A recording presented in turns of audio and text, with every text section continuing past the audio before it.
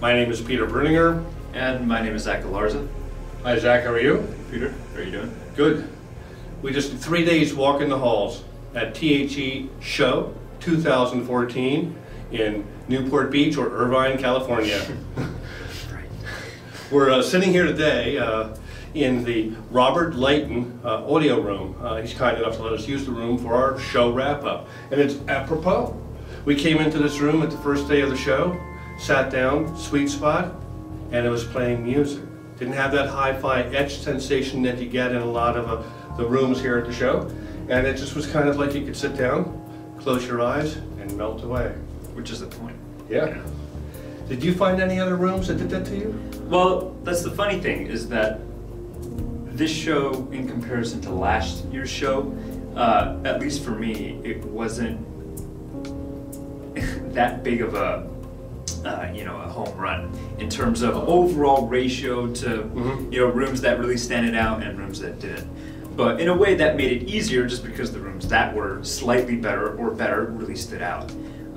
So yeah, some rooms that really stood out to me as a reference. I mean, not really as a reference, but more as a expectation. YG again this year was pretty solid.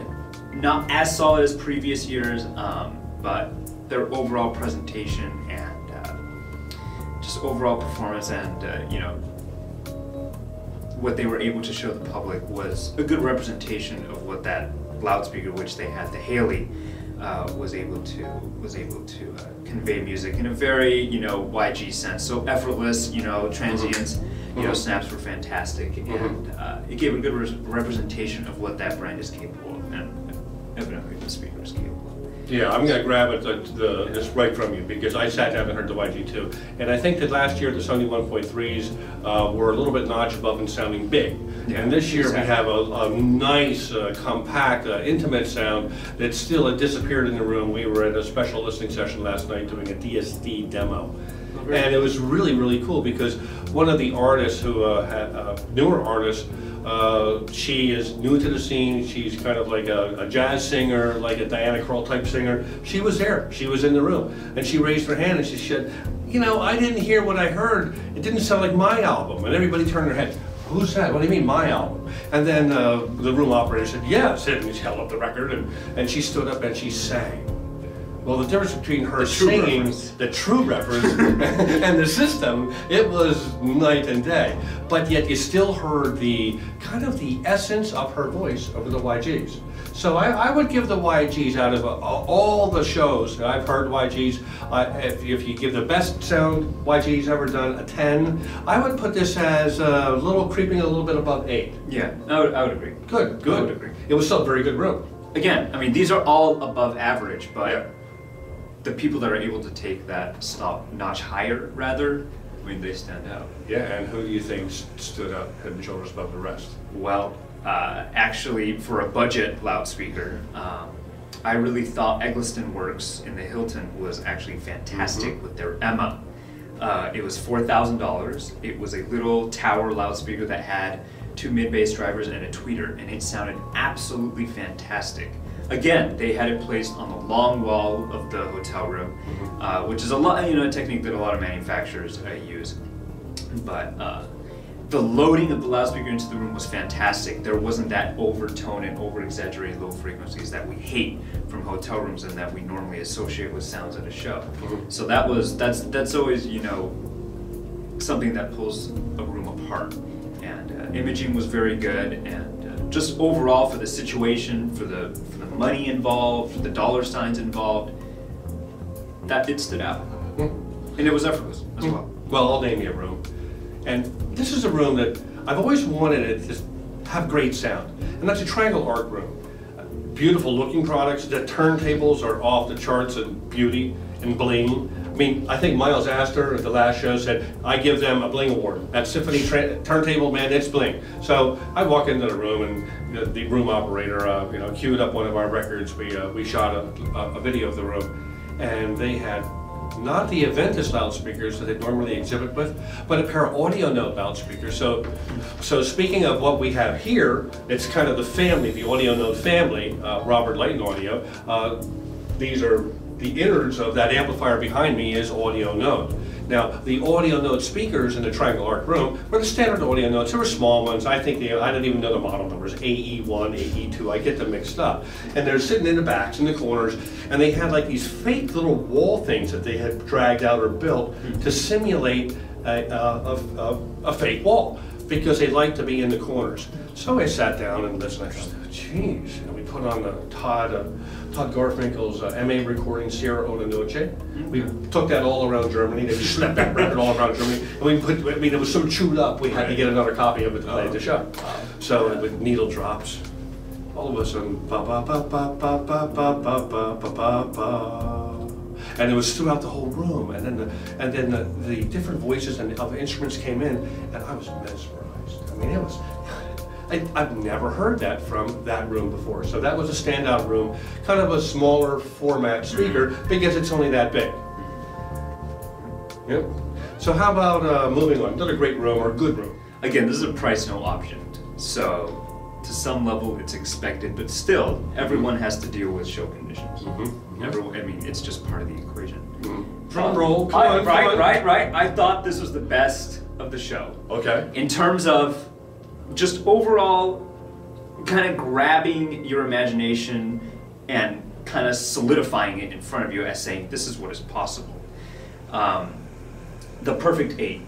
The Perfect Eight room. Yeah. I mean, they had their flagship towers, and it's, I don't know how many mid-range drivers is on that glass tower, but it is, upon looking at it, I mean, it just captivates your imagination. It really does, and it draws you in, which is, you know, is a great effect. But I mean, once you started listening to what these could reproduce, it really kind of defines the term holographic imaging. That's it. Zach, you nailed it. Holographic imaging. And the ability for a loudspeaker, no matter how tall it is, to completely remove itself from the whole audio reproduction equation.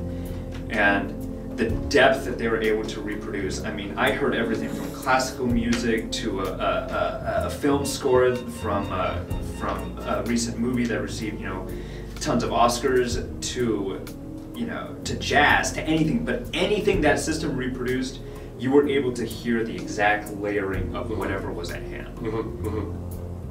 And Totally that for me goes a long way towards that believability factor. Me too. I mean, because without imaging, I mean, you may have great virtues otherwise, but without that ability for extreme layering, that just really breaks the well, I hear you, because I want, when I listen at home, I listen on MBL 101E Mark IIs, and I get that concert-like experience, and I am into the image, and I think that that's part of the magic for me in high performance audio, is that filling the room with the instrument over there on the other side of the room is really the goal that I have in audio. And when I listen to a system that gives me kind of like the detail launch first, or it gives me, how can I put it, the leading edge and nothing else following, that's not what I'm, you know, that just doesn't work for me. So I understand what you're saying about the Perfect Eight. It was perfect. Yeah. Now another big room speaker. How about, we just came from the Polymer room, and boy, talk about being dealt a bad card. Son of a gun, we went into the room, and man, their faces were really long on Friday. Did you go in there? Well, first off, the speakers weren't even here, so that was a real problem. And I love those speakers at Exponent. And we go into the room, and I'm looking around, and you know, they're trying to put on a stiff upper lip. They're trying, you know, make things, you know, like, hey, how are you? How's everything going? Like trying to meet and greet. And I'm going, well, who took the speakers away? Where'd the speakers go? Well, the speakers haven't come yet. And they came in late Friday afternoon. And the Polymers are a newer player on the scene, about that tall, you know, diamond drivers. And again, Exponent, they just utterly disappeared, and they were just effortless. So we waited till the last day of the show, and about an hour ago we went and listened. And the darn thing about that room was, they were pretty fantastic. And the thing is, the room was, you know, a huge ballroom, and it didn't even have any walls. they had no walls, they had curtains. And then they had a mirror on the whole side wall over there. So the guys last night, they were dragging couches over behind the side to try to create some type of boundary over on the left-hand side. And son of a gun, it kind of worked today. So I'm going to have to give them a Gold Star Award for that, or you know, it's just for trying. I mean, Gold Show, we'll think about that and discuss that. But Gold Star, they're going to get one right on their forehead for making that room work. No, that was a room that I mean just showed their absolute, you know, drive to make the best of the situation, the best of the situation. And like you said, they did such a good job that you would have never known that they had wall issues. Yeah. I walked in and I did not know this, and I guess it was all lined by perfect walls, but there were no walls. Apparently there were no walls. Now, speaking of walls, I got one, and I'll wind down my enthusiasm for the show. First day of the show, walked in on the Rhino room, on the little X1s. They're that big. I mean, they're that big, they're that big. You look at it and you go, wow, what? This is just going to be okay. What are they, computer speakers? That's exactly what they look like. They look like little powered little units that you place beside your computer monitor. But it's a surprise. Surprise, surprise. Because as soon as the volume comes on and the music comes on, you have that unbelievable layering of image. You have an effervescent quality of transient response. It goes, and then layer after layer after layer. And then the room is energized. Well, how can they energize the room? They roll off at 80 dB. I mean, there's nothing below 80. Exactly. And then it makes you think there's like you're hearing bass. And you go, well, bass goes below 80, but this almost gave it all.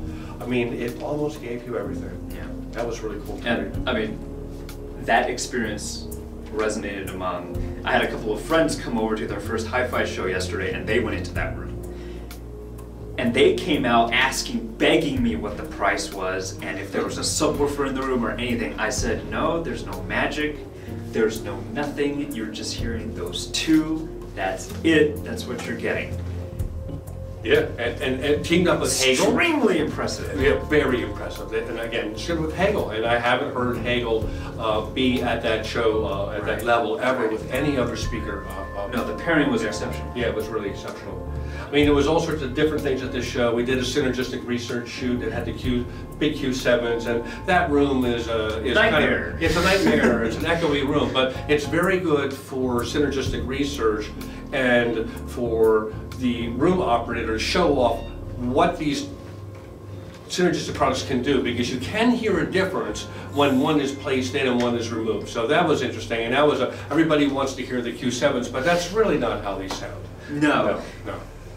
The Q7s are an interesting loudspeaker. Yep, they sure are. And they can sound real good, and then they can sound real not so good. Just as a fine car would be. I mean, you drive a Ferrari on a drag strip or on an actual track, you'll get a completely different experience than if you drive it on a cobblestone road. It's that kind of thing. And these components are such high caliber that difference and that overall performance, can be altered in such a way. So everything requires detail in order for the performance to really come through. I agree. And I'll tell you, the big thing about the show, everybody was saying how successful it was commercially. People were selling stuff. It's a very successful show for them. Very successful show for MBL. Successful show for numbers of brands because of sound. I'm going to just start at the A's. Audio Note. Up in the Triangle Art Room. I think successful room right here. Very, very musical sounding room. Robert from Robert Layton Audio set up a great system here. I like the Rhinos. I like the Perfect 8s. Perhaps my mind isn't thinking of every one of them, but there you go. Wrap it up for you. Yeah. Again, the show, and the experience is consistent. I mean, in Las Vegas, when you guys heard our show report of Las Vegas, 2014, the show, I mentioned that the show is all about music. They sell music here. They sell LPs, CDs, DSD, everything high res. I mean, there's ballrooms full of merchandise, and starts with the music and then ends with the system, because the system is the vessel. I mean, where it all matters is in the music. That's where it started. That's where our hobby has its roots, because we all have a greater appreciation to music than most people, and we want to get the most out of it. So we invest in these great companies that produce really dramatic and outstanding products. And it's just fun to go to a centralized venue and experience so much that the press or other industry personnel get private demonstrations of at CES. This is for the public. This is for everyone else.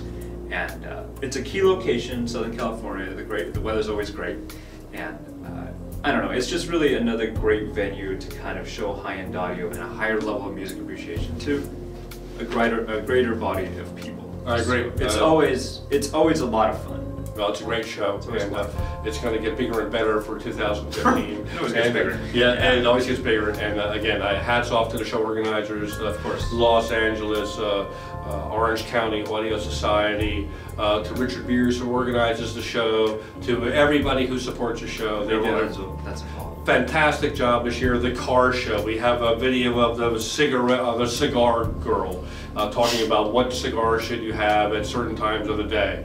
There was a cognac dipped cigar. Wait till you see it. It's really wild stuff. But anyway, it was a great show. Thumbs up this year for me. How about you? 2 thumbs up? Same here. Okay, you get a double thumbs up from Zach and Peter at The Show Newport 2014. from avshowrooms.com.